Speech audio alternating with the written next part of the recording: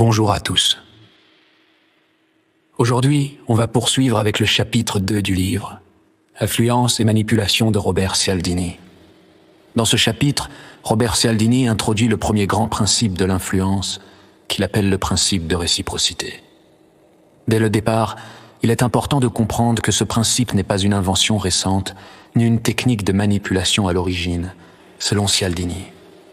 La réciprocité est une règle sociale fondamentale, présente dans toutes les cultures. Quand quelqu'un nous donne quelque chose, nous ressentons le besoin de rendre. Ce qui m'a beaucoup marqué dans ce chapitre, c'est que Cialdini montre que cette règle, qui sert normalement à créer de la coopération et du lien social, peut aussi devenir un levier extrêmement puissant d'influence. Autrement dit, ce qui permet aux sociétés de fonctionner peut aussi être utilisé pour orienter nos décisions. Si on veut bien analyser ce point, la question évidente qu'on se pose ici, c'est pourquoi ressentons-nous une obligation aussi forte à rendre un service? Même lorsque nous n'avons rien demandé au départ, pourquoi un simple geste peut-il créer une pression intérieure aussi intense? Cialdini explique que cette règle est profondément intégrée dès l'enfance. On apprend très tôt qu'il faut rendre ce que l'on reçoit, sous peine d'être perçu comme impoli, ingrat ou égoïste. À mon avis, ce passage est essentiel parce qu'il montre que la réciprocité ne fonctionne pas seulement sur le plan rationnel, mais aussi sur le plan moral et social. Mais ce qu'il faut bien noter ici, c'est que cette obligation de rendre agit même lorsque le don est non sollicité et même lorsque l'on soupçonne une intention cachée. C'est comme si le mécanisme se déclenchait automatiquement, sans passer par une analyse consciente de la situation. Cialdini va alors montrer comment les professionnels de la persuasion exploitent ce principe.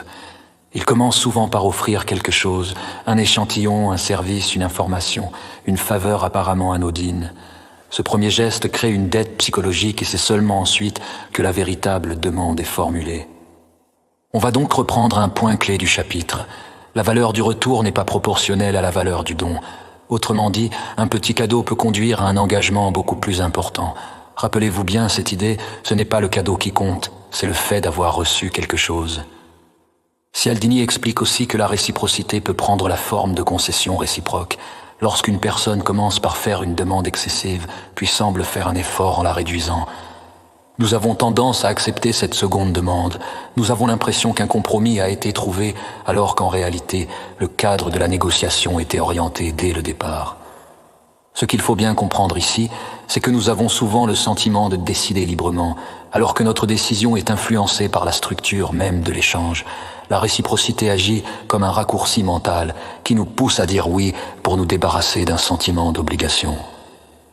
À mon avis, le message implicite de ce chapitre est clair.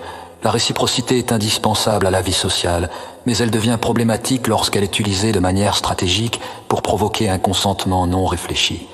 Comprendre ce principe ne signifie pas rejeter la générosité, mais apprendre à distinguer le don sincère de la manœuvre d'influence.